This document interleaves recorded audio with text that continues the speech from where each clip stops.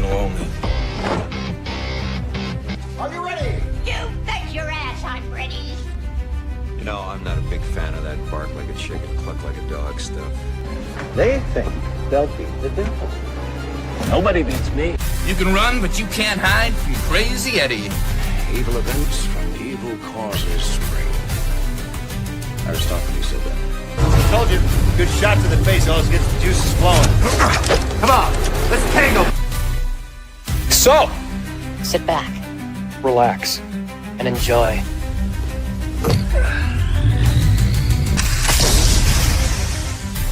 Oh my God.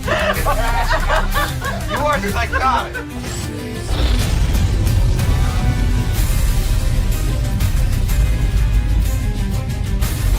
And when I return, I'm to drink a bottle of scotch, as if it were Chicky von Richthofen's blood, and celebrate his death. Can I get a hell yeah?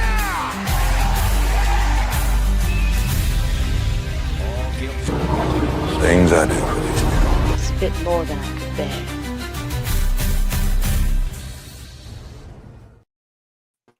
Welcome, everybody, to Nostalgia TV with the graveyard shift of forgotten television shows you can punch in and you can never punch out, at least until we tell you to. And we got Resident Alien Season 3 before it was canceled. And I regret to inform everybody, Season 4 just aired on USA Channel, and it has probably been canceled within the last day. So this is with a little bittersweet news. Like, yeah, so it got renewed, moved to another network, got canceled again.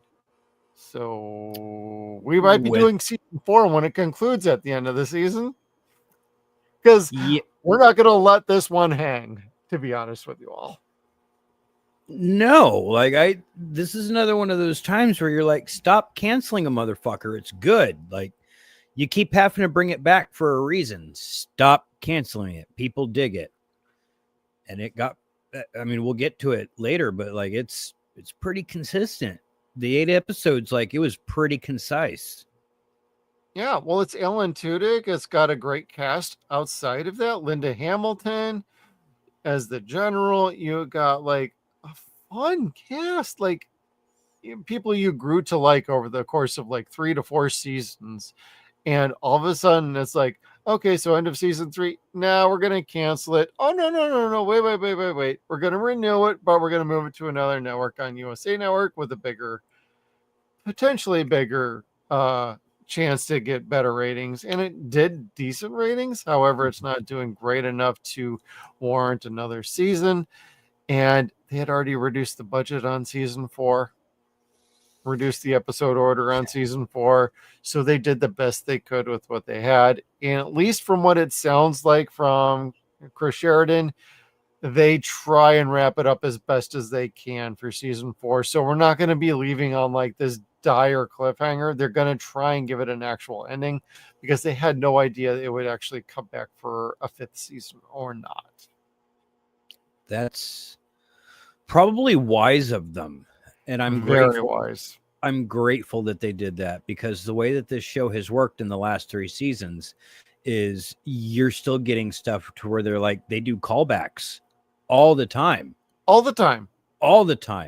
There's an episode that has every single fucking person that's ever been on the show in it. All at the same time. Yeah. Like, wow, okay, we're going to do this. This is fun. Even the pizza delivery boy, I'm like, wait, what the fuck? This is from season 1, bro. I let you use my bathroom. Who's that booger from? No, I'm kidding.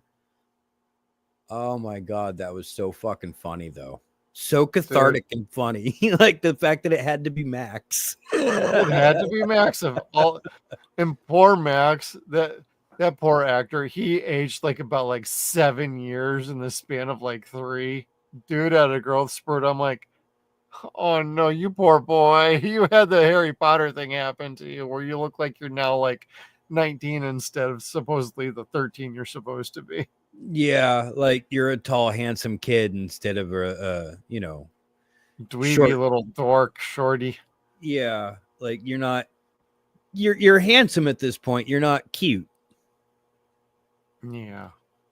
Which Sorry, I say with Max. respect. Yeah. Dang. It That wasn't was like brutal, man. it wasn't like 2.5 Men once those seasons kept going. You're just like, all right.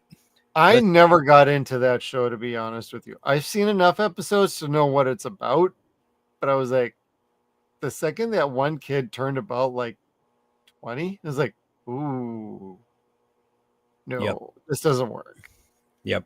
It wasn't working at all. Well, it's like Big Bang Theory. After 3 seasons, like, okay, you wore out the novelty. Oh, wait, you're still going for 8 more seasons. Ooh. Keep it fresh. Not that I didn't like the show still, but like, it wasn't for the same damn reasons. I liked it for Will Wheaton. I liked it for the cameos. Yeah. Yeah. They Pretty had much. Katie Sackhoff, they had George Takei, they had just about freaking everybody on there, all the way to Stephen Hawkins. That's awesome. So I won't hate it that bad. I know a lot of people don't like that, but I enjoyed it for the stupidity, basically. It's a guilty pleasure. But if you ask me which sitcom I love the most, it's going to be between Night Court and Married with Children, period. Yeah. It trumps all of that shit otherwise. So, Yeah, there's nothing else that's ever aired that I would rather watch sitcom wise than those two. possibly Home Improvement on a kind of a backup recommendation. That's But fair. even that by the end of its run was like getting a little tired.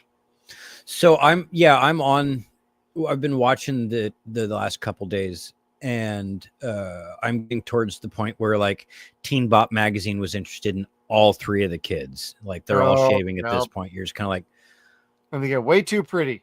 Yep. And you're just kind of like, all right, you guys are way overdressed for being inside. I understand you're trying to wear sponsored clothes, but come on now. Yeah, Oshkosh Bagosh wants their jeans back. No, dude, they were wearing like designer fucking coats inside, and you're like, oh, I know, like Calvin Klein and everything like that. Yes, exactly. Old Navy was like, here, wear this shit. Yeah, you don't have to say the name, just wear it. Everybody will figure out where it's at anyway. We'll put it in the Tiger Bop magazine or whatever. Fortunately or unfortunately for us, they did not do any sort of that nature with Resident Alien Season 3, everybody. So basically all we got with that was you were in a Vancouver town that was supposedly set in Colorado. But it works. And It they does moved a work. bunch of Native Americans up there, I guess. Or Yep. And indigenous in some peoples. episodes, you can actually see where they cut the streets off so other traffic couldn't come across because they were shooting that day. Oh, cool. I noticed that in like 2 different episodes, and I have it written down which 2 of those were. It's like, oh, especially when the mayor's doing the triple Y turn to leave as he's trying to track the sheriff and the deputy. His He's 5-point doing it, turn. like, he's trying to turn around with the goddamn Volvo station wagon, and when he drives finally down the street, you could see the section where they have it blocked off so nobody else can drive up the other way. Oh. I've seen that twice in this season. It's like, oh, you guys might have used your little CGI tricks to kind of buff that out, maybe. Yeah, because their CGI tricks are pretty good. Yeah, otherwise they're all pretty good, especially when little Bridget shows up. Oh my god, that fucker's cute. I love him. Probably it only lasts about 1 episode for that particular character, and then it's what we get at the end is kind of funny. So Yeah. There's a great one-liner. Well, it's not a one-liner, but Tudyk's got a great phrase where he's introducing Bridget to the Greys. this is my baby. He's got My 5 more teeth. Better to eat you with. He wants to show them to you. And he wants to show them to. That's right. That's right. I just remember he's got 5 more teeth than the last time I saw him. And he wants to show them to you. Chop, chop, chop, chop. Wagga, wagga, wagga, wagga. Yeah, and you just see a bunch of violence and shit off screen, And that was awesome. Like most of the times you want to see it, not hear it, but that actually worked in that particular sense. Yeah, because the arterial spray, seeing Bridget running around with an arm like a dog with the stick in its mouth, and then watching Asta's reaction was just fucking amazing. That was so freaking funny. She's like, oh, okay. This is what we're doing here. Yeah, like they're sitting there like getting freaked out and sick, like, oh, that's disgusting. This is what they do. They're aliens. Yeah. Now it would have been neat to see. Oh gosh, you know, we can get to that part when we get there. But it would have been neat to see Harry fighting as himself rather than Harry, Dr. Vanderspiegel. Yeah, You know, seeing the big alien take on the little gray ones, letting all four arms just destroy their shit. And I would like to point out George Takei is sorely missed in this season. yeah. His voice acting for the what was it, season 2 that he showed up in? Yeah, the season 2 finale. Yeah, it's too bad they couldn't bring him back for that. Yeah. Regardless of what you think of him, he did. That was actually appropriate for a gray alien voice. Oh, sure. Absolutely. And I thought think it worked very well. he was the best one that they've voiced yet so far, I think. I would have had Shatner do a completely different alien that we wouldn't meet until the very end of this season anyway. The Mantid. But that is a reveal for like basically the end of the season. Yes. But golly, I just don't like him, so I can't. Yeah. Well, from what I understand, he is Harry Vanderspiegel for season 4 for part of it anyway. He's a doppelganger of sorts. Oh, the mantis thing? Yeah, the Mantid. Yeah. Yeah, that's Spoiler alert, everybody, if you haven't figured it out. There is a mantis. A lot of alien species have been introduced in season 3. Mm-hmm. That And I didn't think you might were gonna want to be get there caught till up. 4. Yeah. Well, they've talked about one of them, and when we get to see her, you're just kind of like, oh, okay, that's cool. We're finally getting the to blue see... Avarian? Yes, that's Harry's fetish, and we the finally bird get lady. to see one. What happened to her?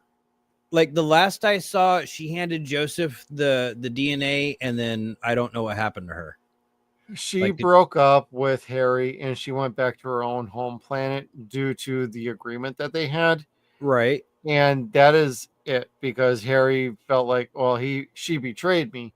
My guess is she might appear in season 4. Now, I have not seen any of season 4. I've only watched through season 3 here.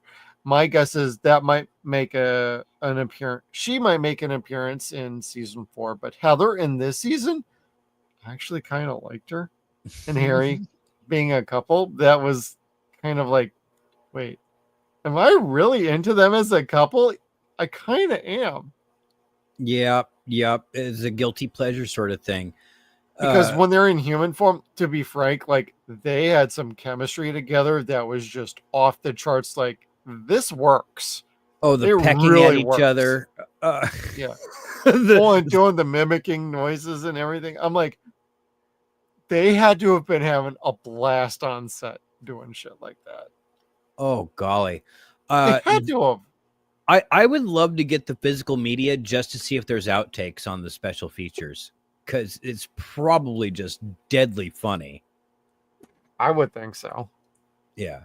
And again, before we even get to season 4, I really want to like make a point to say I want this physical media. I've slowed down on the things that I buy, but so have I, bro. Well, because we've got so much on streaming in general, and now everything's going into 4K, and that shit's fucking expensive. And every time I get a 4K, saying about that. Every time I get a 4K, I get the look, and y'all know the look. Like, even if you're not married, you know the look because you've gotten it from somebody. And I get the question: is the first thing do you already own that like movie? Basically, a month. Which one is that one? Is that the stuff? Yeah, 4K. They're having such an amazing sale right now, and Don't tell me this. I think Don't tell me this. I'm going to get a movie that I've wanted since I was a little kid and I've never owned it. And now I can have the option for only $17 instead of like $45. And yeah, something like that. It was My Stepmother's an Alien. Fucking love that movie. Love that movie so much. And by the way, everybody, Resident Alien seasons 1 through 3 are on Blu-ray. So if you are interested, we will add links to our description down below later. Yeah, I'd be very interested in having this on Blu-ray rather than DVD. And we are Amazon affiliates, so if you purchase from the links down below, it does kick us a few cents back. It's not a whole lot. It's just a few cents. It just helps pay for things around here. Yep. We need to get that shill alert that I made as a one of the overlays. Shill alert. Yeah, we need to get that as an overlay for us. Yeah, like shill a little alert. scrolling thing, like breaking news. Shill. But that's how we keep the lights on. This is very true. Otherwise, we just pay for it out of our own damn pockets, which is totally fine too. Yeah, otherwise this screen would just be green. It wouldn't be the nice tiki lounge that I'm in now with my I'd be able light. to actually afford a screen to put behind me if I could do that. One day. But some people tend to get a kick out of my Stargate swag over here and my We Dead do Space like- helmet and the anime figures back there and That's the thing with, Escaflowne on DVD from like 20 years ago. that you and Skeeter have wonderful backgrounds. There's nothing to be ashamed of there. Like, I'm in my garage, so of course I'm going to turn it into the Voodoo Tiki Lounge. Of course. Because this is Street Fighter 2, baby. Yeah. Oh, dude, Of course. cool. Hey, we're going to get that movie next year. A Clerk's background. I can get the Quick Stop back there or something. Oh, God, that'd be funny. Or I assure you we're open. Everything is open, Kevin. All right. Who's out there? MCampU fan? Bro. Thank you for I joining. have seen you on G&G and everybody else. Thank you for showing up, brother. We You need a definitely Clerks appreciate it. background. That's fucking funny. I used to watch Campia, so that's even funnier. Oh God, he's not MCampU fan, but Campia in general is. John Campia is just kind of like, I can't deal with him anymore. I used to watch him years ago. I haven't watched him in like 3 years now. I have no idea who that is. Sounds familiar. Moron, basically. He's a shill for like Disney and whatnot. I like R&B. Robert Meyer Burnett, who we might still be talking to about getting on for a movie review. He's very interested in jumping on for a particular movie of choice, but we're trying to figure out schedules for that. But Campia, yeah, I'm kind of done with him. Sorry, dude.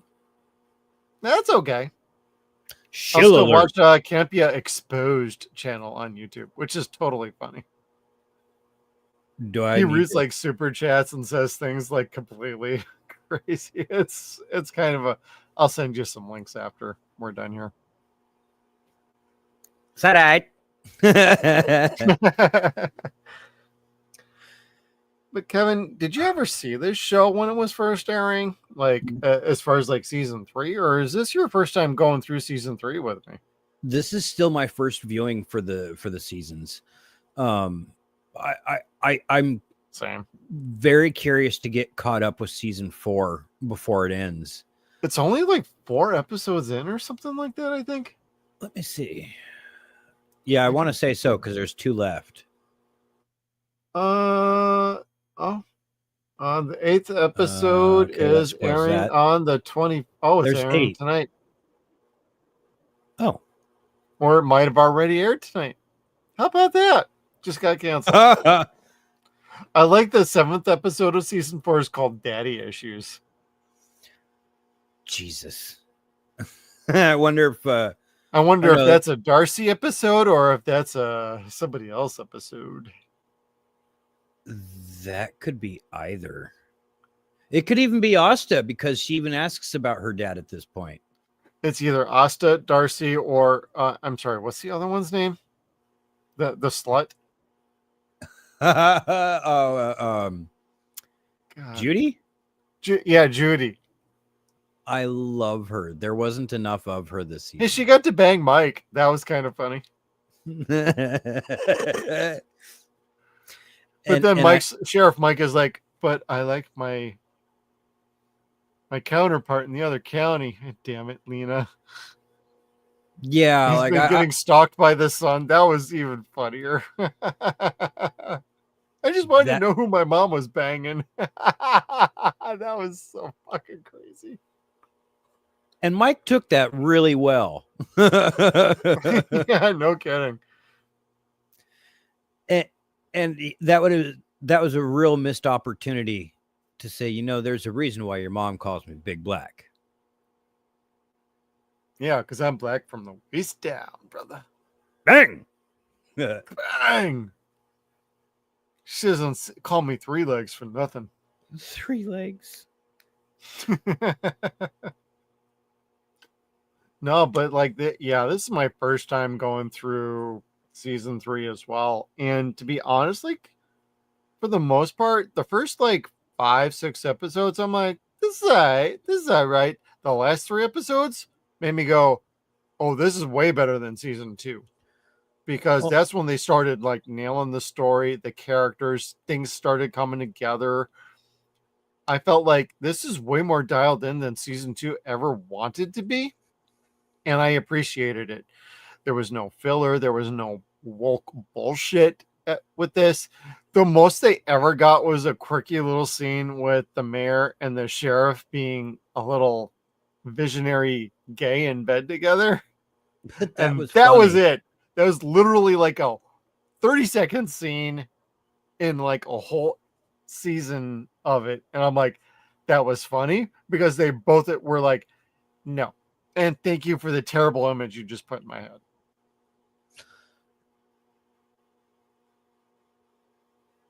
I thought that was Kevin. That was Are filmed. you trying to tell me something here, brother?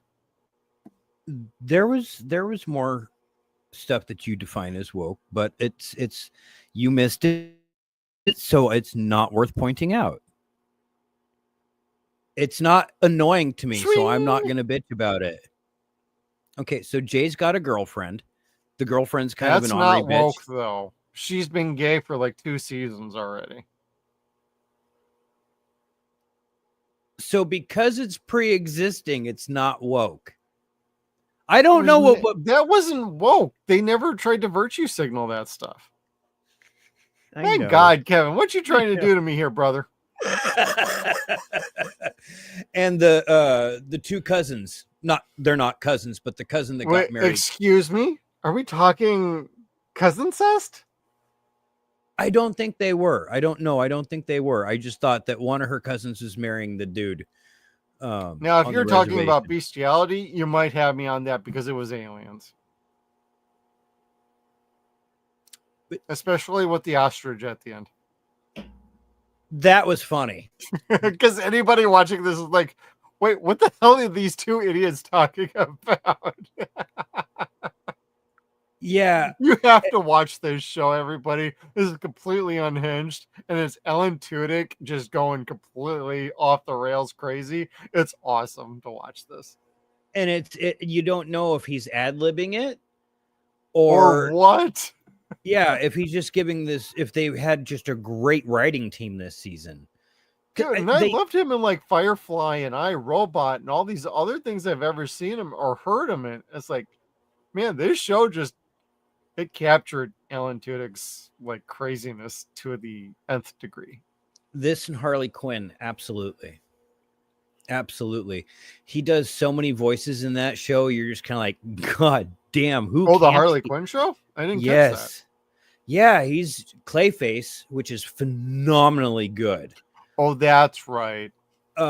His Joker grows on you really fast. That explains why everybody wants him to play Clayface in the DC movie coming up. I so very much did. I was 110%. He was not cast for that, though. Let him be Clayface. No, they got some young unheard of guy, which fine, whatever. He is that GI robot though in Creature Commandos. And that's the character he's going to play, and he's going to voice that in live action too. Alan is? Yes, or was he that is. Okay, I didn't remember. He was if that the voice of GI Robot. I know he was also Dr. Phosphorus. I think he'd be better as Dr. Phosphorus, honestly. And he did voice that too, but he voiced both of those. Yeah. I thought that was Sean. No, apparently not. If it was, I didn't catch that, but like no, Dr. Sean Phosphorus, did... I know he did more of that than he did as GI Robot. Sean was Weasel. That's who he was. Well, yeah, he just grunts and groans his way through most things anyway. Sorry, Sean. You did that in the Superman movie too, bro. We always knew Luthor was a little bitch anyway. They only gave him two sentences of dialogue, poor bastard. For Max Lord, I was like, bro, what the hell? At least he was better than Pedro. Yeah. Because life is good, but it could be better. But Alan is fantastic in this show, period. And he is clearly the lead, and I absolutely adore him in general. Like, I think he's a fantastic actor. And I've seen him in like, I think, what was it called? Suburbia? I don't know. God. He's been in quite a few shows, but Suburbia, I want to say it was Suburbia. Shit, I'm going to have to look that up. But he was in that, and he played like a dad in that one, and it was pretty good too. Nice. His Joker sounds a lot like Harry, and it's hard not to hear Harry sometimes when he gets angry. You're hearing the Joker at the same time if you're not looking at the screen, and you're like, "Oh shit!" Suburgatory, that's what it was. It was on ABC. Suburgatory. Yep. It's clever. All of a sudden, I just was like, okay, I see it here on his wiki. And he was also in Tucker and Dale versus Evil, which I still need to see. Oh my God, that is a 5-star movie. Absolutely a 5-star movie. It doesn't have a big budget. It doesn't need it. It has great story, great writing, great direction. It's just a dope flick. Oh shit, he was in Deadpool too? Yes. He's the guy sitting there. He and fucking oh God, Matt Damon were the two guys in the pickup truck when Cable that's right. talking about baby wipes.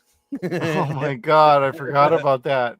I'm like looking at his credits. I'm like, wait, he was in Deadpool too? Shit. No, I have not seen him in Andor, but I've heard like he's super awesome in that too. But he was also Superman Clark Kent in Justice League War, the animated movie. Really? Mm-hmm. That's a good movie, actually.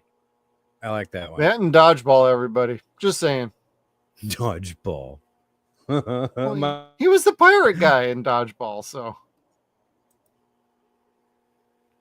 if you dodge wrench, Dodgeball. I don't think I had the respect for him when that movie came out that it probably should have. Like, I saw it much later, and I was like, yeah, okay, this is kind of funny, but I wasn't on the bandwagon with it like everybody else was. Like, this is so funny.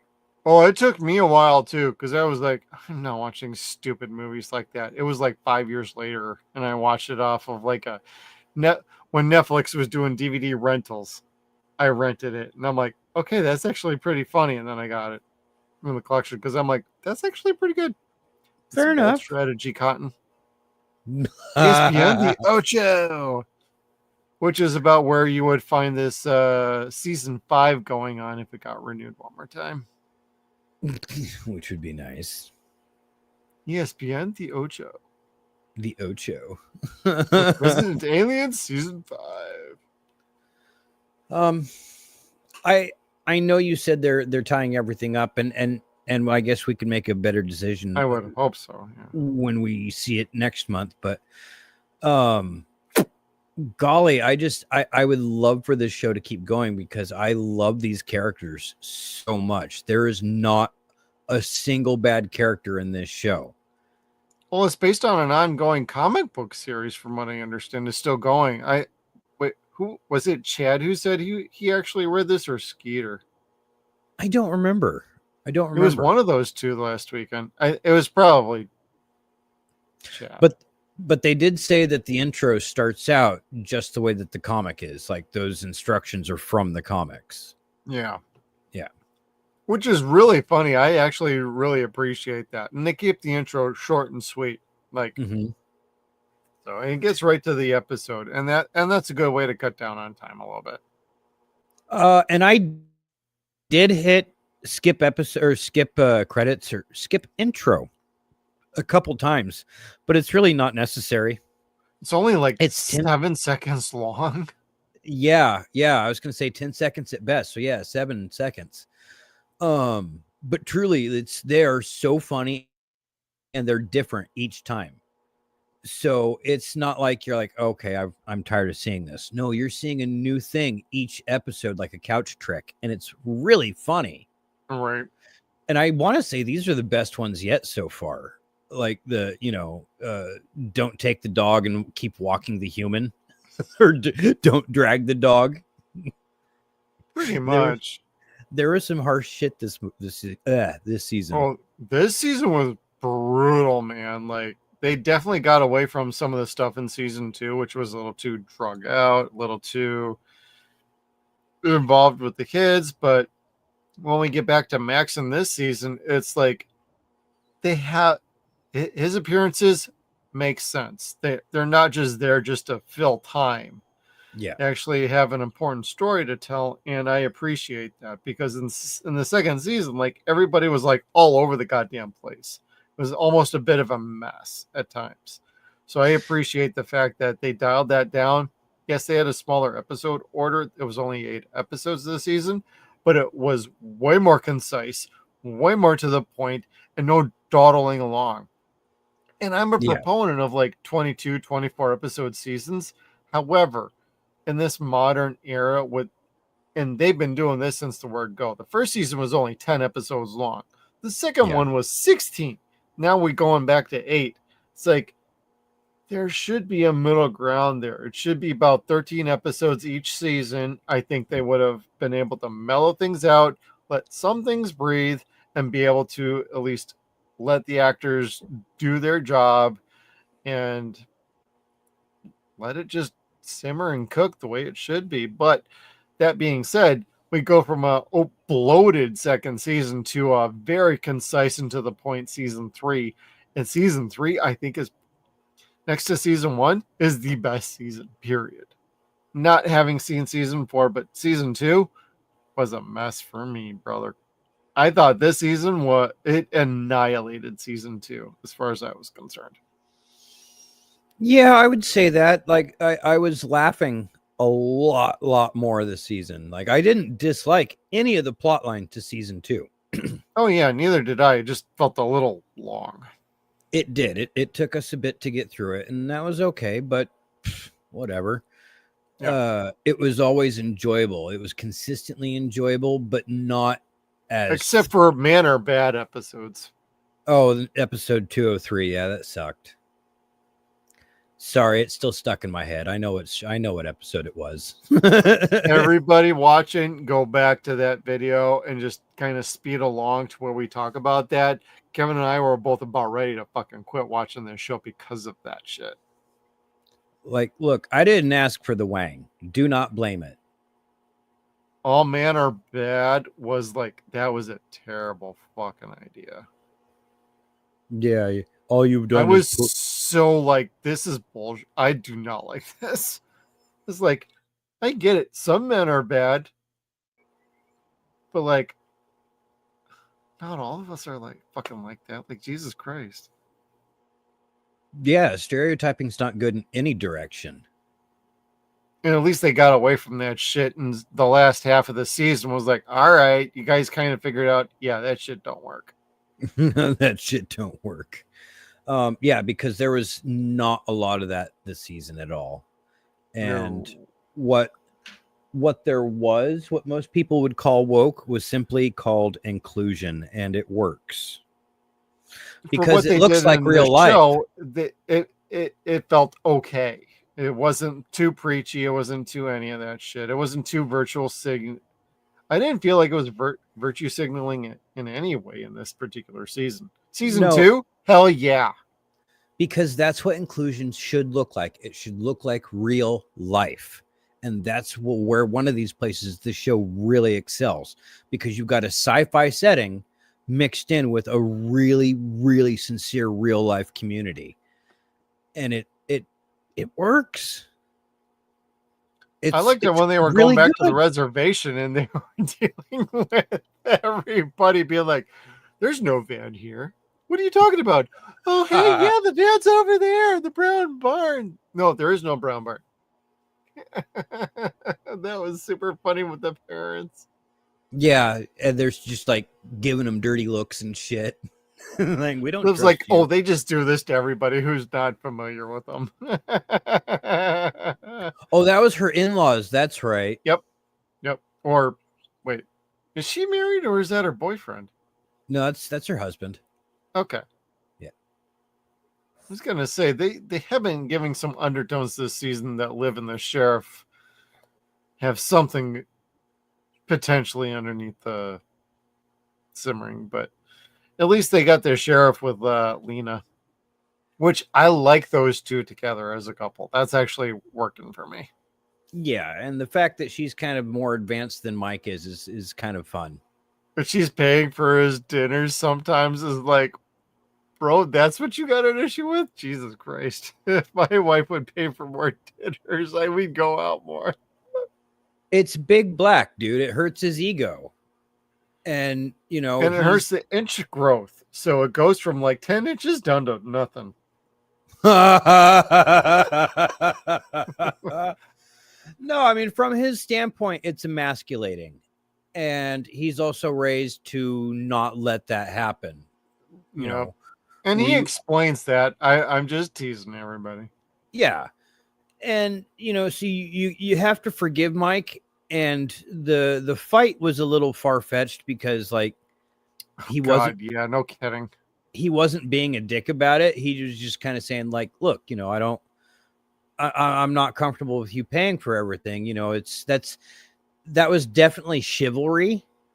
And I don't know if the writers were trying to shit on chivalry or what. It didn't really come playing across that way terribly, but it did split them up for a few episodes. And you're just kind of like, well, that really sucks, because you're like, they should be able to fucking talk about that and understand and come to a And then he bangs compromise. Judy On accident, drunk. He got drunk. And then Judy thinks, oh, we're a couple. 2 episodes later, oh, we're not a couple. I felt so bad for her. Like, I swear to God, I think Judy's going to save the goddamn planet at the very end. And it's not going to be anybody else but her saving the planet. mm-hmm. From whatever stupidity she does, I'm calling it, bro. I think Judy saves the fucking planet and the show in the very end. They don't like hairless cats or something like that. You know, she'll bring Kevin along. It's got to be something to do with that. Because that was fucking funny.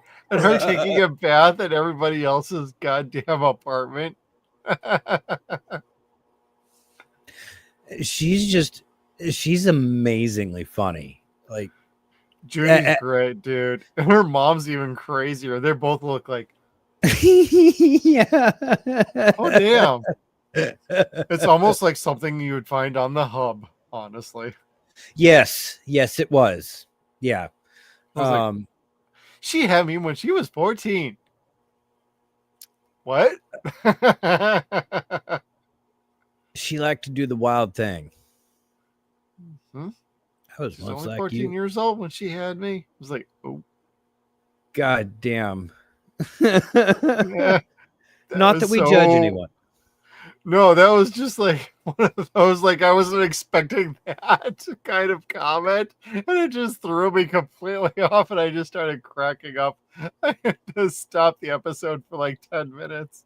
Because they really looked like they were the same age, and you're like, oh, We're God. pretty damn close. It's like she doesn't look like her mom. Oh, gotcha. And of course, everybody in our generation Hello, knows somebody. Moira. Hello. Everybody knows somebody in our generation, I think, that knew a young lady that was pregnant in high school. And they we made also it grew up in the 90s and the early aughts, and we know about the MILF thing. the milk thing. MILF. Oh, yes. Although for you, that would be the milk thing because mama.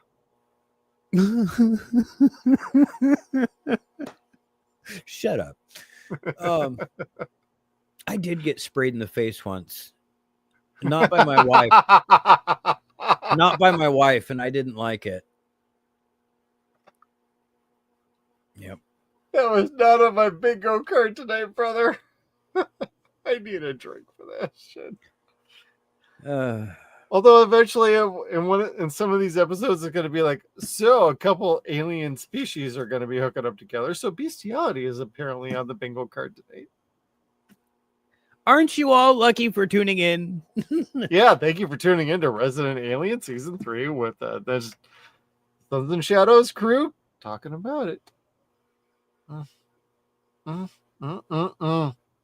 Although I gotta admit, Heather in human form was chef's kiss. Kind of cute. But I like Judy. I like Asta. I like Darcy. To be honest, my favorite character is Darcy. I don't like the red fucking hair that she keeps dyeing like she does, but Aw. I'd prefer her in her natural hair color, whatever that might be. Do the Blackish carpets brown. match the drapes, Kevin? Just saying. I mean, there's a Kool-Aid for that, I'm sure. Okay, if you say so. Sugar-coated pubes, dude. Never tried that, but I'll take your word for it. Whatever. Brood. Captain Glory Hole over there.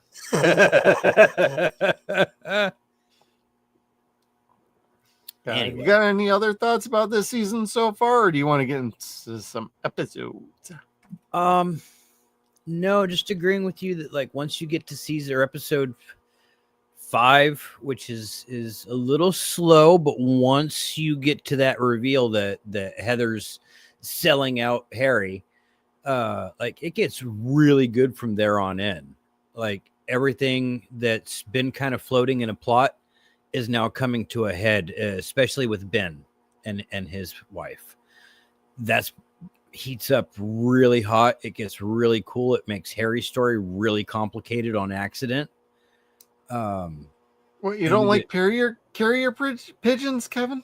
Carrier pigeons? That was so stupid. It was like texting. I was just cracking up.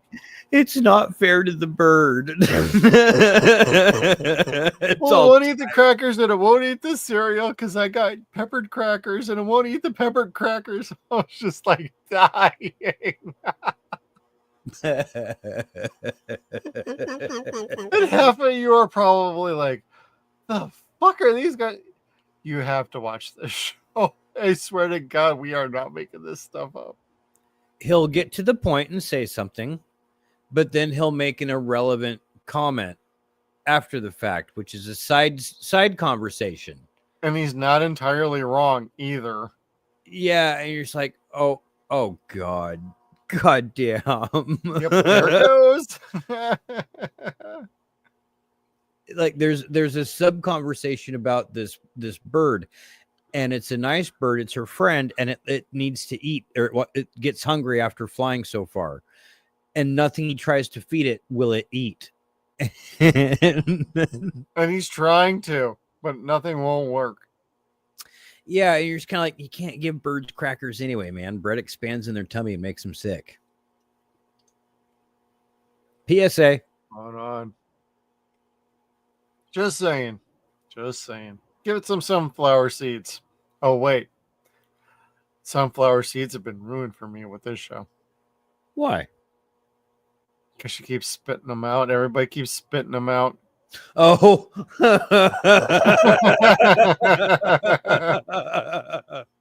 The sheriff spits them out while he's in bed with the mayor. Spits them out for me. That was a fantasy. It wasn't actually an actual thing. It was just one of those visions of, thank you for putting that image in my head. Ew. Egads. And then the mayor's just like, you know what? You say things that are wrong, but they're actually kind of right. You make sense. You're a great therapist. What? Yeah, now that I've got the way you work, I really get this. Thank you.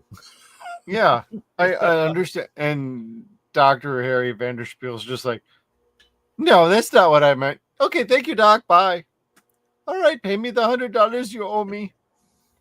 I was waiting for him to leave the light on when Harry yelled at him, "Turn off the light!" That was funny, dude. Turn off the light. Click, and the light goes off. And then turns on fucking what's her name? Not Celine Dion. Shit, Dionne Warwick. Is that? I'm not that familiar with the music, so I think it was Dionne Warwick. At least I know Dionne Warwick sings that song. if you say so, I will take your word for it, Captain Dionne Warwick. Hey, man, she worked for the fucking psychic hotline.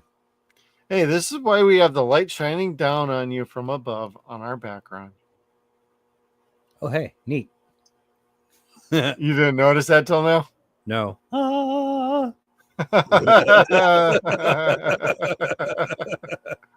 That's funny.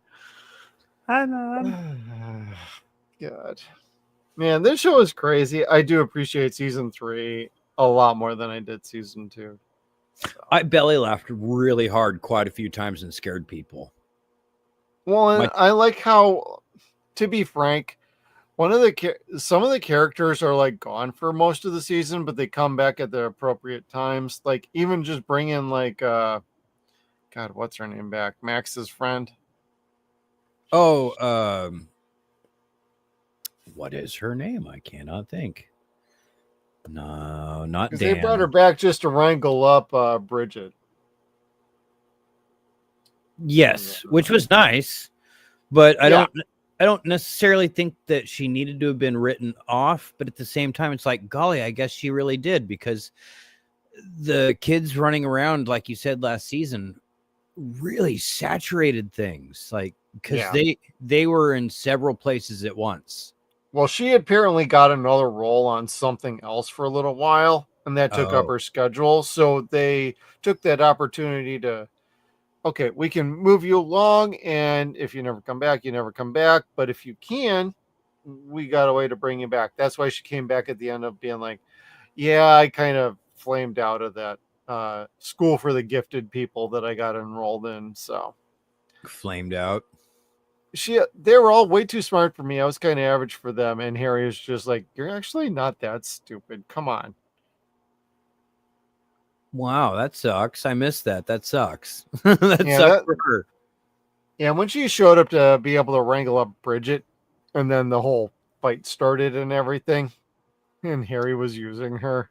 That was cute as hell, though, when he sees her and gets all excited. It's like, yay. Well, yeah, I think Harry's got a very interesting relationship with her in that he likes to be able to butt heads with somebody of some intelligence because nobody else is intelligent as he would appreciate. Yes. Like, literally nobody. Yeah, and the fact that she's a child gives him the authority to push her around, at least he feels, and that gives him a one-up on her being smarter. Yep. Hey, and we also got Santiago back again this season. Oh, wait, I'm sorry, Terry O'Quinn. Terry O'Quinn. So happy to see him. And what made me even happier to see him was to see Liv see him. I was like, aw, she got her friend back. Well, Liv got jacked around this season too a little bit. And for good purpose. Like, she eventually got back to the end, and I loved what she did to her goddamn grandma. Yeah.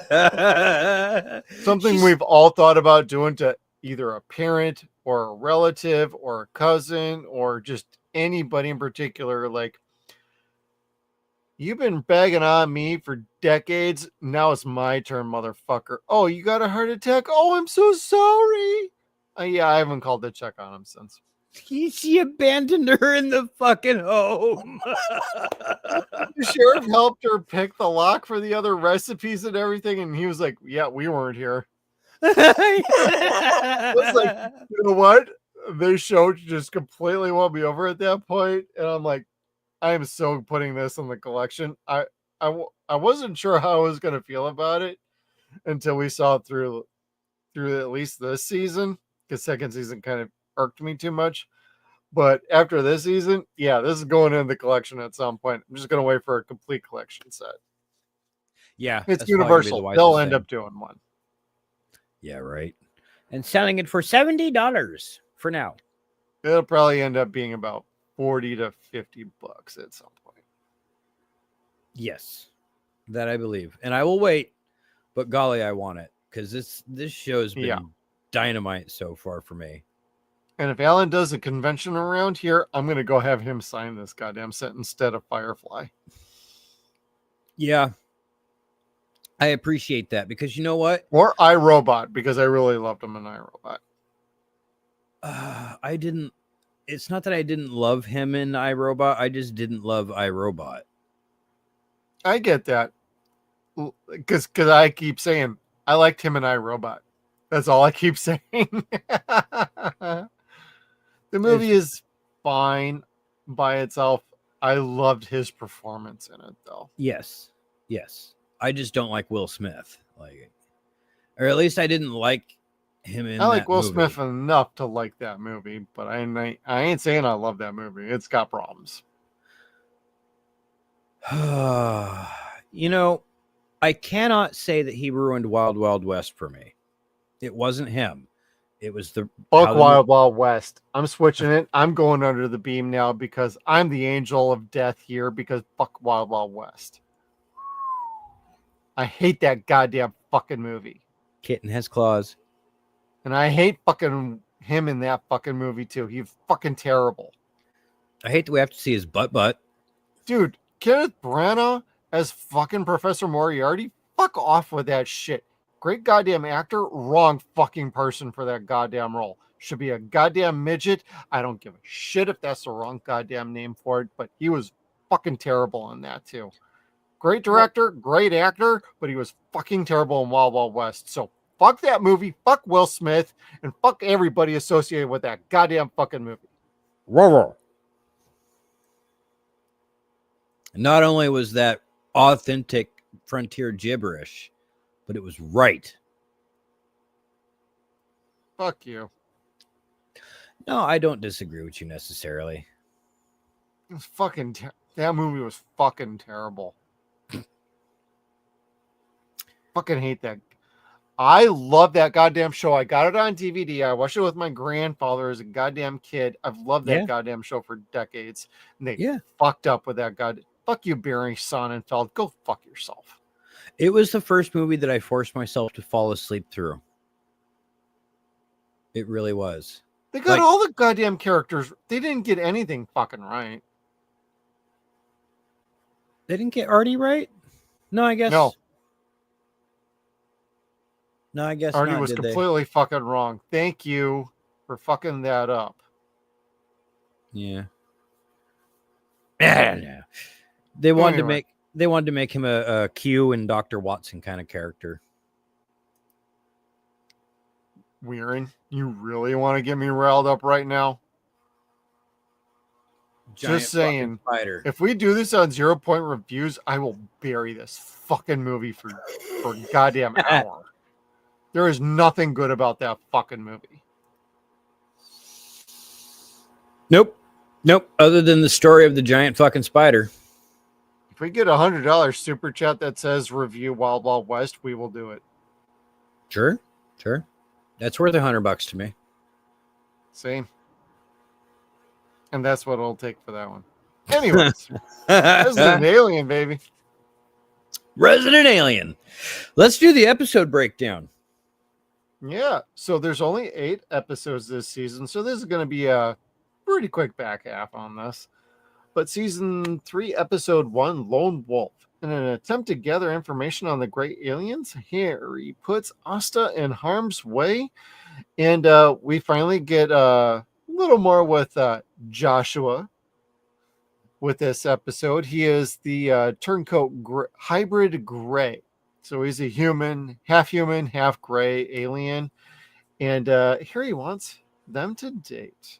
And that is kind of the most interesting aspect of the first episode. Kevin, what did you think about that one? Thought that was fucked up.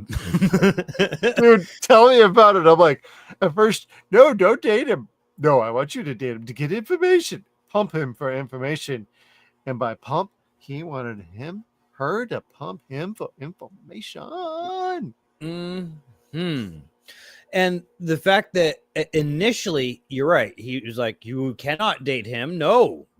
Like, he was super, like, concerned for her. Yeah. Until he realized, oh, wait, that can make my job easier. Okay, go ahead. You should be fine.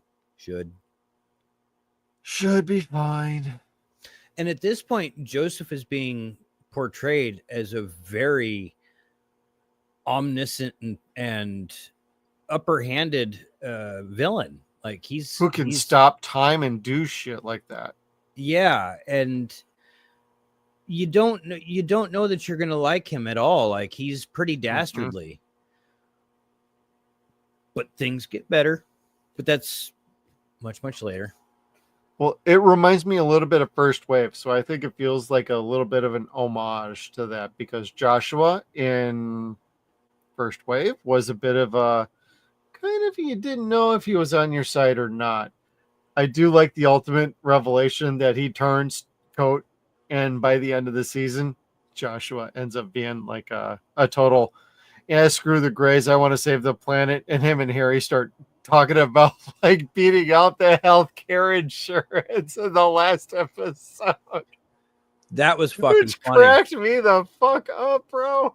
I haven't had a day off in 7 years. 7 years? At least the Mantrids get like a couple of days off and pay in this, that, and the other. I'm like, oh my God, this is so freaking funny. Hey, you can backdate your claim. Wait, I can do that? Yes, you can. And he was all like happy about it. It's like, man, when they're working together, it's like, okay, here we go. This is getting good. Yeah, because otherwise, like, they've been butting heads like the whole season. Joseph has kind of taken the place of Max in a way. A little bit, which I appreciated. Yes, because it's better to have that childish banter between two adult aliens who, well, I mean, Josh was a hybrid, but they raised him quick, I think. I don't know. Yeah, they did raise him a little bit quick. Yeah, but he's still not exactly human, not raised human, but is still a child in a lot of ways. He's more adult than Harry, but still a child and an outsider. God damn, is it funny when they start to bicker like children? Oh my God. It's almost like they're too much alike. Like, well, you're on the opposite sides of the same damn coin, guys. Come on. Like, if you work together, you would get some serious shit done, and they do. Like, Joseph is so far above him in class, and then Joseph, Harry... That's right, not Joshua. Yeah, oh, sorry. Then I've been saying Joshua, it's Joseph, yeah. Harry will bring him down to his level and be like, wait, what? No, you're a smelly butt. What are you talking about? Like, he has this way of bringing him down from that upper class villain level down to a child. And it's funny as hell because he falls for it every single time. He can't. Well, they did that in the last season too when they introduced Joseph. It was like, how did you get my number? From the phone company. No, you did not get my phone number from the phone company. They wouldn't give it to you. I love that ending of the last season. It's like, oh shit, what's going on now? Yeah, they do a really good job stringing seasons along together. And like I said, doing callbacks. Yeah. Well, that's what you want out of a show, to be smart about things like that. Like, you reward people for their investment in a show. It doesn't mean you have to be like so precise with like, do you remember this fact from like the first season? No, it's a broad stroke callback. So it's like, no, this was fun. And then like Harry talking about how he became like the dad to Bridget and everything like that totally works. Everything for a callback is at least a broad stroke, so you don't have to feel insulted by it. And at the same time, oh hey, I actually remember that. So that's a good callback. Yeah, and it works so well. And with the exception of Max, everybody looks the same. Yeah, no kidding. Oh my God. Max was like, oh, bro, you just hit your teens, didn't you, bro? And no insult to the actor on that one. That is not his freaking fault for having a growth spurt in between seasons. Yeah, no, like I said, he's if anything, he could have been more of a stud in season 3, to be honest with you, and had to deal with like, oh hey, hot attractive alien girls. Wait, that sounds wrong. You didn't see Fantastic Four yet. No, I'm not gonna Johnny Storm a Silver Surfer. So I would. I've heard enough. I don't give a shit. I'll watch it when it's free. Fine, big bitch. Yep, bitch. Look, I held true, and I'll wait for Captain America on Disney Plus, and it is on Disney Plus, and I still haven't watched it free. So I'll never watch that fucking movie. You might get me on Thunderbolts, but I don't know about like Captain America: Brave New World. I want to see Thunderbolts. I like Yelena. I'm interested enough in Thunderbolts to be like, I'll give it a crack. Fantastic Four, I'll give it a crack when it's fucking free. I ain't paying for that shit. I actually happen to like Superman, but I'm more of a DC guy than Marvel. I've always been more DC than Marvel. The most I've ever read of Marvel was like fucking Ghost Rider and Punisher. At least that was good shit. Yeah, back in the 90s, yeah, that was some dope stuff. It was like, man, that's kind of gnarly. Ghost Rider. I was told I should check out Moon Knight back then, but I never got around to it. Moon Knight was cool. Back then, from what I understand, yes. Yeah, I always liked Moon Knight. They brought him back with the really neat cover in the 90s. I don't remember if it was raised or was it in silver. It was just raised, but it was cool. Ooh, fun. Yeah, I'm not going through my comics. Not tonight. Not tonight. So for episode 2, we got the upper hand. Darcy inserts herself into Harry's mission while Kate grows more uncomfortable in her own home. So yeah, at this point, Darcy is fully aware that Harry is an alien. That was the reveal at the end of season 2, which was totally funny because she's like, oh, that's what the secret was? Okay, cool. Yeah, like now that she knows exactly what it is, like it's like not that far-fetched. She knew it had to be something fucking crazy. She thought it was worse than that, though. She thought they were killers or psychos. She's like, oh, you're an alien? Okay, that's fine. Yeah, that works. Like, okay. I mean, he was there to kill everybody, but whatever. Let's see. Max is the new alien tracker on this one. Let's see. Max is the new tracker. More new tracker buddies. They try and include more of a Scooby-Doo kind of gang for this one. And the appliance repair guy I wrote down was LOL for this one because Harry kept thinking, if we have to include an appliance repair guy, he's just going to talk about us with nondescript things for like a very long time in a monologue tone. That kept cracking me up.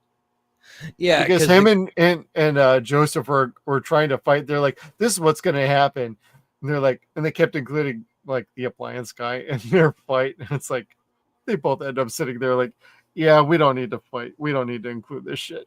But he's also going to be the glass repairman. Oh my God. They're both so fucking stupid, but it was so funny. That was so bad. Like I said, they're fucking children. But that's what kind of makes it work. Yeah, like it's totally enjoyable. It's got You want a show that won't take itself too seriously, and this is it. And when it needs to get serious, it gets serious.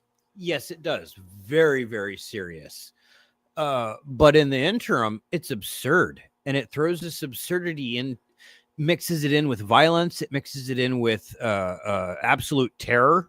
Like there are some space terrors in this season that are really frightening. Not just the latex, not just Max's little moment at the end. I'd agree. But the scariest part of this is more like the movie Communion, which is about the Greys kidnapping people. Like this whole thing with the Greys is based on Communion. It shows Harry reading the book in the first season. Yes. But and I just zero. Clunk, clunk, clunk, Clunk, clunk. Law and Order, buddy. Clunk, clunk. And I derailed myself. That's the next episode anyway, because that's the Yellowstone episode. He recited all of Law and Order the whole way here.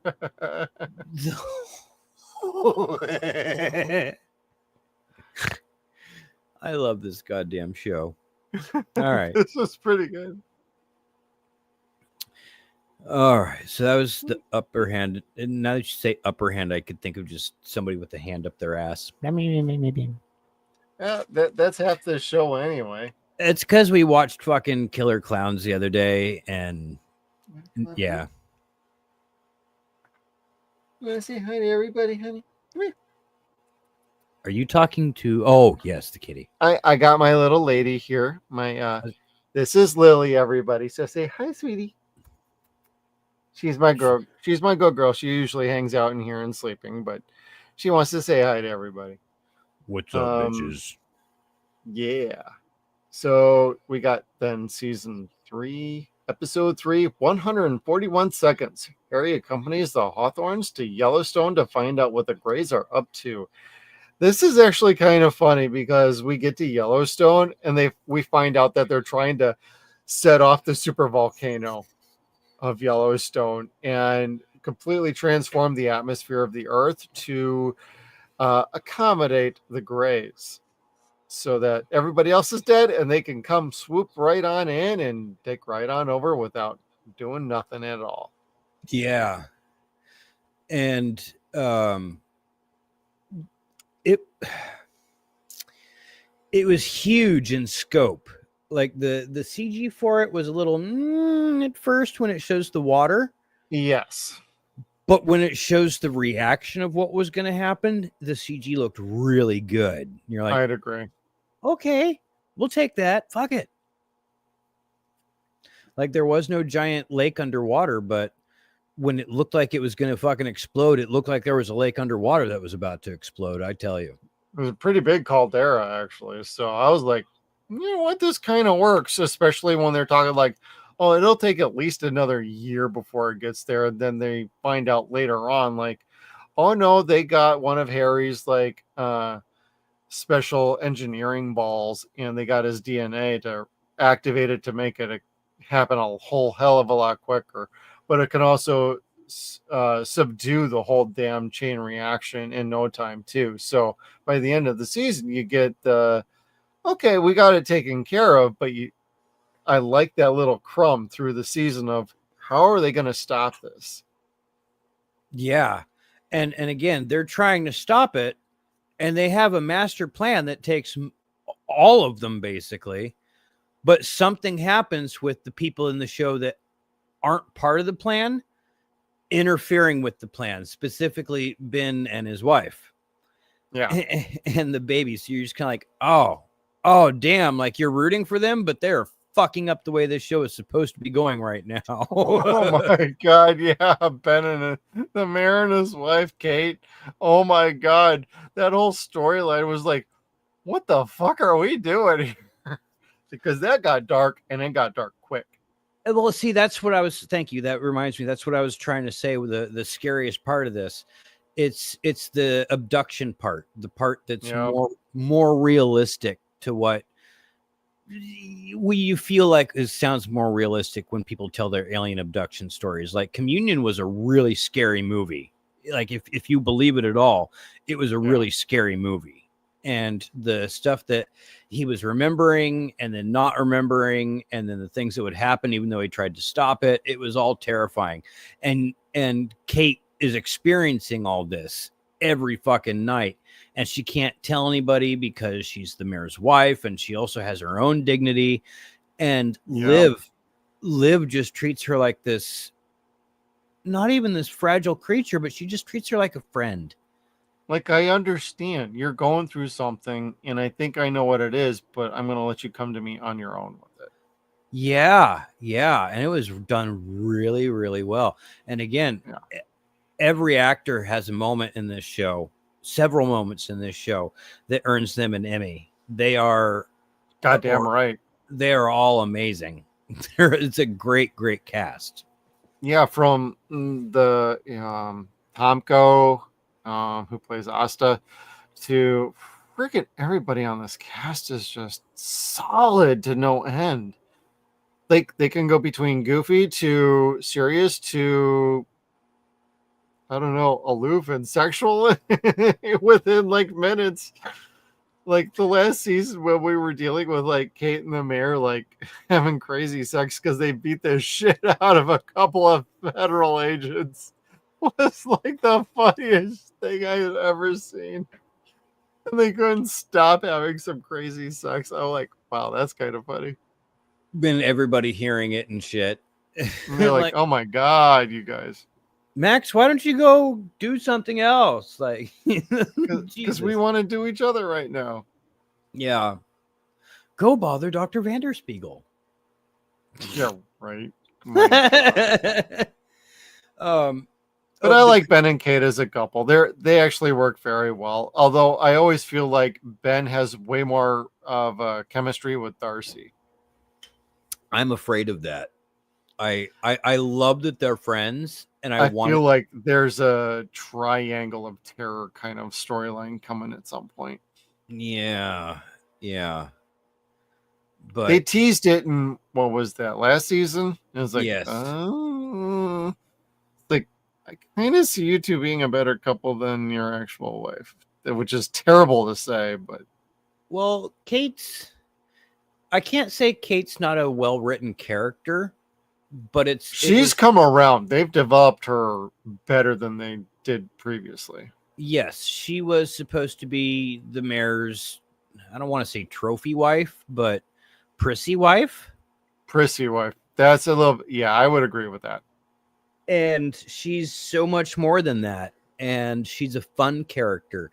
And they made it a point to have an episode about like the town, the girls adopting her into the tribe basically and saying, you're a part of us. You're our family now. It's cool. You've been here. Yeah, that was the Man Is Bad episode, everybody, from season 2. But that was the good part from the episode, is when they kidnapped her. There was no good part in that episode. I know. They adopted her, but unfortunately they all were drunk, so they go chasing after Ben, the bitch. Yeah. And take him hostage. This is true. But then we get to episode 3, 141 seconds, where Harry accompanies the Hawthorns to Yellowstone to find out what the Greys are up to. And we already kind of dipped into a little bit of that, but this is also where we start to get Harry served with a summons that he needs to be evicted from Earth because he's interfering with the Greys' plans, because the Greys have dibs on the planet. And we also meet Heather this way, the Blue Avarian. The Blue Avarian, who we've only heard about up until this point. For 2 seasons. Yep. And that's between the Blue Avarian and E.T. being a sex toy. Sexy sex toy. Sexy thing. It was like, well, eventually you got to cross the lines at some point with at least one of those creatures. And we get it with the Blue Avarian, which doesn't actually fully start until the next episode, episode 4. You know, the fucked up thing is they could put E.T. in this show. I know, because it's Universal. Yeah, like they could totally do that. Shit, they lent him out to fucking Lucasfilm. I know. Just saying. Cheap bastards. Hey, at least they get to reference him. This is true. Like multiple times.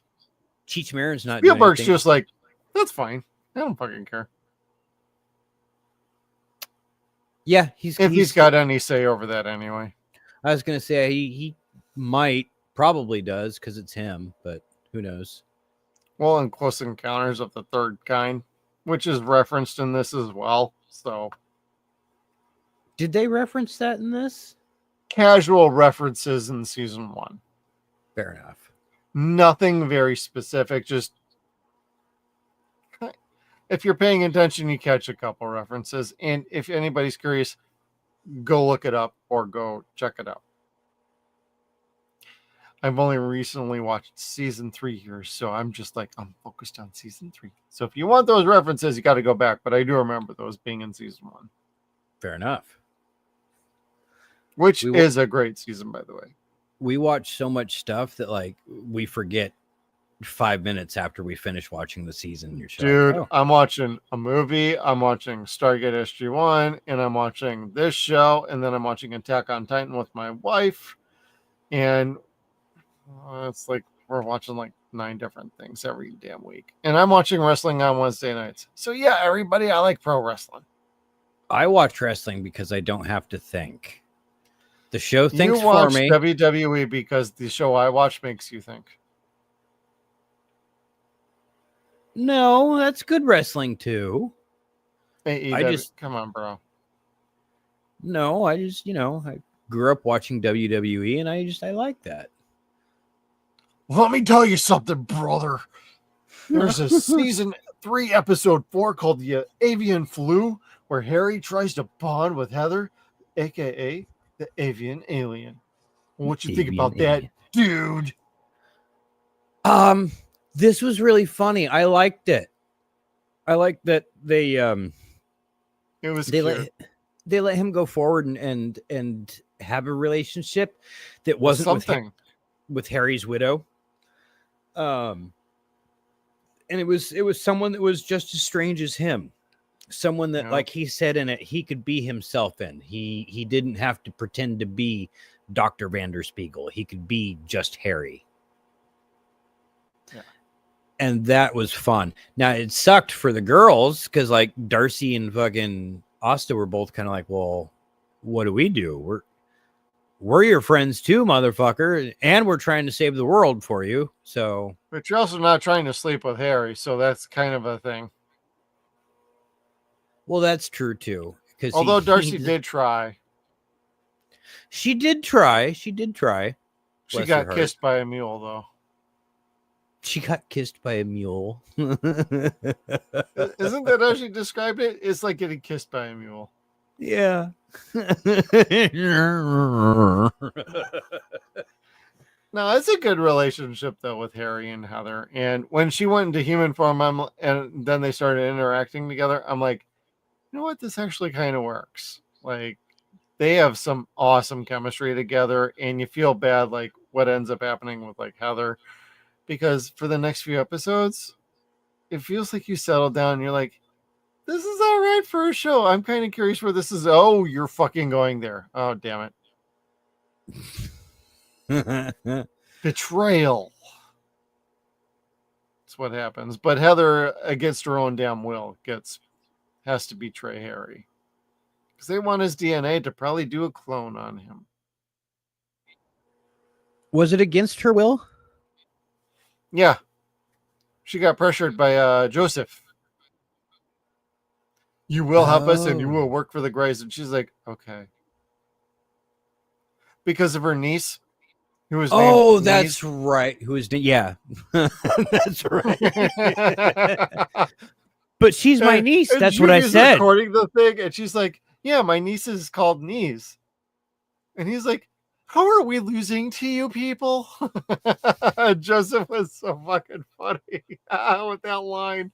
How are we losing to you again? You're so fucking dumb.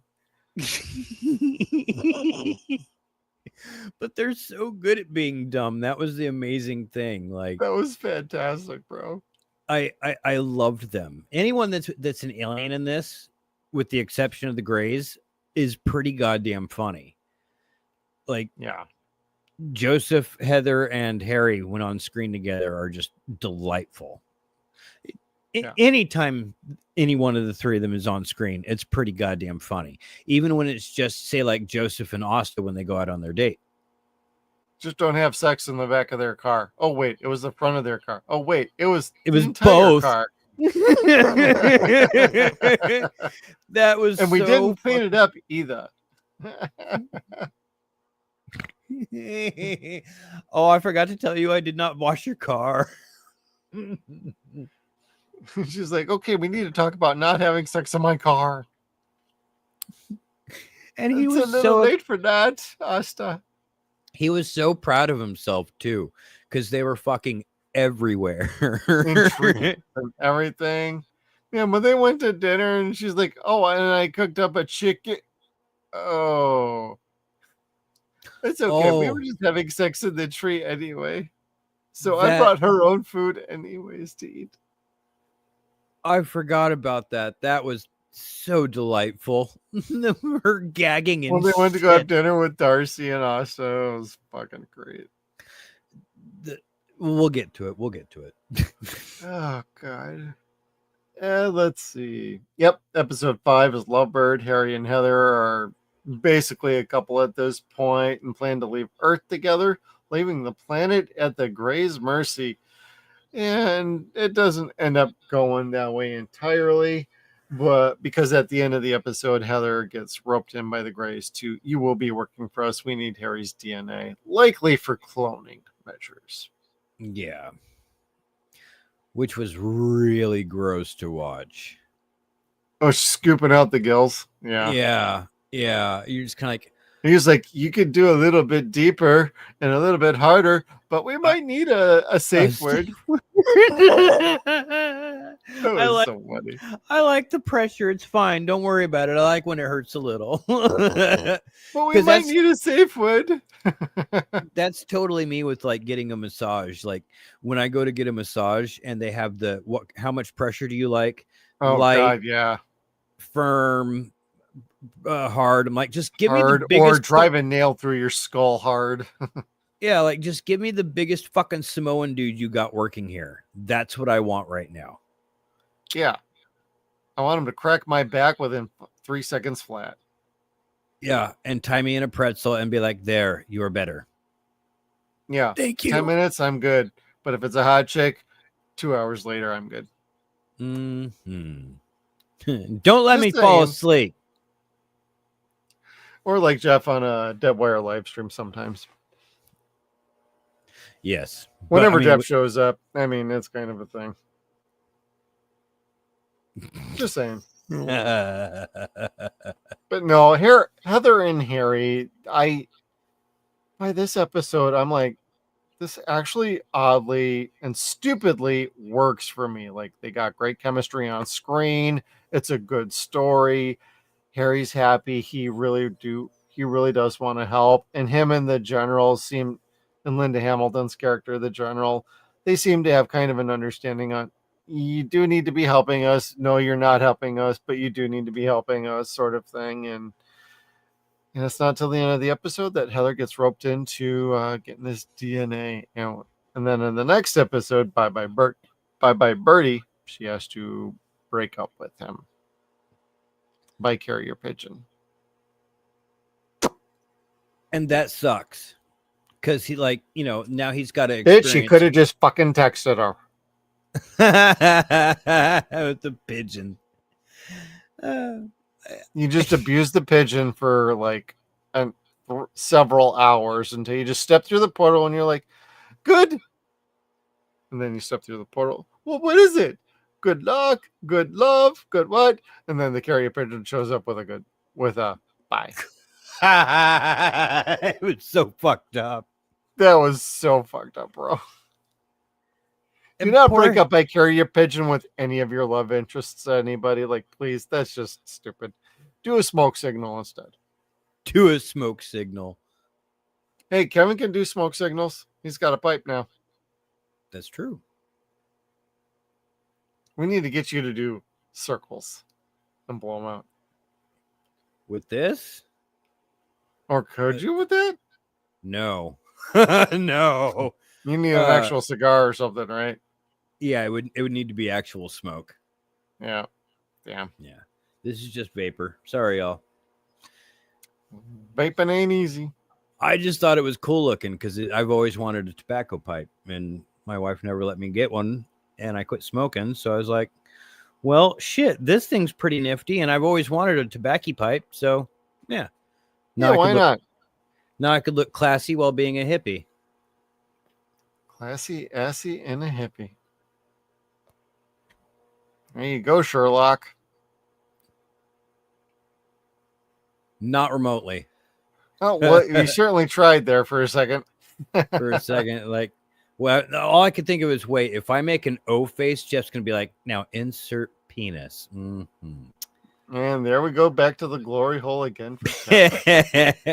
Oh God, I got IMDb up right now, and it's showing. I got that up too for our episode synopsis. So showing her clean the gills and shit. It's like, did you have to put this part up? I already said it was gross. That was kind of creepy, but it made sense though. Sure. Yeah, no, I dug it. It wasn't like, ew, I didn't like this. It was just kind of like, oh, that's nasty.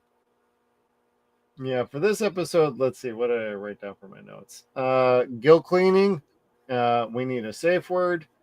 The pigeon carrier, and I think Steve was fucking great in this because he was the helicopter pilot, and they were flying to go find Harry, and Asta and Darcy are like bickering back and forth, and he just goes up and he unplugs the mic, and it's just totally quiet for like a minute, and it totally worked for me because it's like, shut up the cackling hens. Yeah, right. And he was so satisfied after that. Like there was, yeah, I ain't listening to this shit. like, it's gonna be a pleasant flight for the rest of the time. Yep. And then Liv gave Grandma a heart attack and stole her recipes. No problem with any of that. No, there was no guilt, no remorse. Her grandma was a bitch, to be honest. Like, it was like something out of the ref. Yeah, like out of the ref, or like the most vile version of anti-mame that you could possibly think. Well, I guess, yeah, the ref. I know loan sharks that are nicer than you. Right. More forgiving. Yep. Oh, yeah. Her grandma was nuts, honestly. She was totally nuts, and I enjoyed Mike boosting her up to tell the lady off. That meant a Until lot she to gave her a heart attack, and he's like, calm down, calm. No, scale it back. No, scale it. Okay, nope, we're too far already. She needed to get that shit out, man. Like, she did. I was rocking with Liv there. Like, she needed, that was cathartic. That cracked me up to no end, though. And the fact that Grandma didn't die made it okay. Yep, made it even better. Yep. Oh, have you checked on her? No. Not remotely, and she feels fine. Yeah, in the next episode, no, not really. And she's fine. Oh my god. I love their dynamic. Yeah, Liv is low-key one of the best characters in the show. Truly she is. She is the heart of the show. Yep. When she smiles at Santiago later, like, I felt that so much. Or when Mike tells her, I believe you, and she gets the smile, or when he says something to her to like boost her self-esteem because he does genuinely believe in her. Yep. Like, God damn, like, she just brings it with the acting there. You're just like, give her an award, because she sells it so fucking well. It's so sincere. I would. Yeah, very sweet. Oh yeah. So props to Liv, props to Sheriff Mike, props to everybody on this show at this point in this season because you're all rocking it. Period. Yes, the next couple episodes are going to be just like home runs. Oh God, I'd say even from episode 6, you're like it's slam dunk the rest of the way. Yes. According to like IMDb, though, I think these next 2 episodes are actually some of the highest rated ones of this season. The next one is Here Comes Baby. Harry and Asta get surprise visits. Ben grows suspicious of Mike and Liv's private investigation. I like how he digs out the goddamn like bulletin board with like the strings and the pictures all over everything. He's like, I knew it. That the previous deputy was a dipshit. Oh, Joseph. Yep. Yeah. Fucking. It's like, I didn't know. Of course you didn't know because you weren't paying attention before. Yeah. Well, Ben's a ding dong because he's Ben. He's got a dong, all right. Just ask the wife. Gotten her pregnant twice. Twice. Makes you want to watch Monty Python. But Harry, it's the same thing with us. We've had sexual intercourse twice and we have 2 children. Exactly.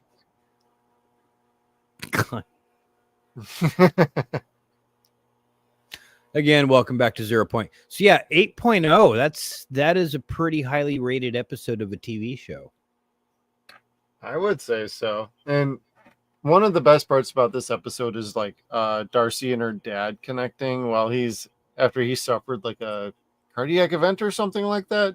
Yeah. I know that kind of correlates with like Hulk Hogan and everything, but at the same time, him being totally honest with her, like, I'm proud of you. I wish I was more like you. That was a very touching moment that set Darcy off on a path of, I'm going to do something to save the world. Oh no, please don't do that. Yeah, like your intentions are pure and we love them just as much as we love you. But try to reconsider what you're about to do. A lot. Yeah. Well, and we also finally get the official confirmation that they stole Kate's baby in this episode. I mean, we kind of knew that, but this is the time that she actually understands what actually happened to Kate. And in the next episode, the finale, her and Ben finally come to the realization of what happened to them, because she did have a baby and the Greys took it out of her, and that was fucking dark, dude. I'm like, this shit just got fucked up right now. Well, she sold the madness and the sorrow and the longing. Yep. And not even knowing what she was longing for. Like, she sold Bingo. that so well. Yes, she did. And that's then, good acting right there. Yeah, because there was confusion, and so much confusion mixed in with the longing and the love and the sadness and the terrors. Like, she exuded so much emotion and all at the same time in many, many scenes. Oh, of course. Yeah. And like, it was, she just rocked it out of the park this season. I can't say knock. She rocked it out. Yeah. Darcy and Kate both were like, they were the home run hitters of this season. Like, they kept knocking it out of the park. And that's how you develop a great cast, great chemistry, and good interaction with everybody with solid stories that you can tell with both of them. Yeah. I mean, Asta, yeah, she was dealing with Jay just a little bit, but not a whole lot. And then I think that's kind of about it for like side stories in this, beyond like Liv and the sheriff and trying to figure out the hell what's going on. But I wanted to see a little more of Jay's girlfriend after she drank the milk. Went, morning, fam. That was just funny. You're kind of cute, ain't gonna lie. She was, yes, girlfriend, yeah. And I'm sure we will see more of her next season. Maybe, I don't know, but more of her or more of her. Well, who knows? You know, I'm teasing on that. I'm not. Anyway, I have a thing. You know this. Anytime. Drink the milk. Drink Kevin's milk. My little lecherias.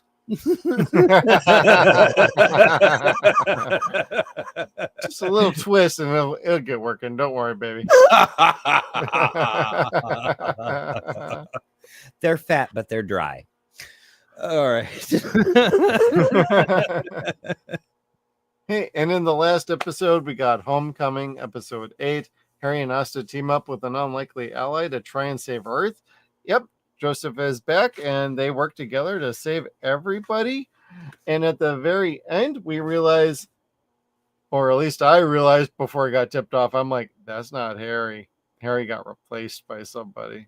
Yeah. And Harry is still imprisoned on the moon. And that's one of the big realizations is, oh, the Greys have an actual station and prison on the moon. We thought it was a spaceship. It was actually the moon. Yep. So they're not really cloaked. You can't blow it up because it's not cloaked. It's not a ship. It's the moon. It's like, So oh, damn.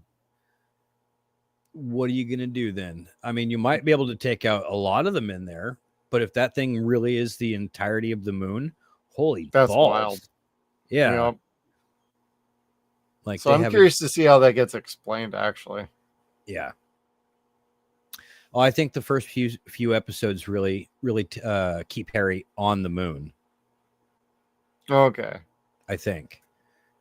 So, but I kind of want to see. I'm not entirely sure. I haven't stayed up on it. The only thing I kind of really wrote down about this episode was do not kill Darcy, or you do will not kill fucking Darcy. piss me off. You know what? I was afraid they were gonna. Yeah, because they had her going off on a suicide mission. Yeah. But golly, that would mess up the show. That really, really would. I would not have liked that.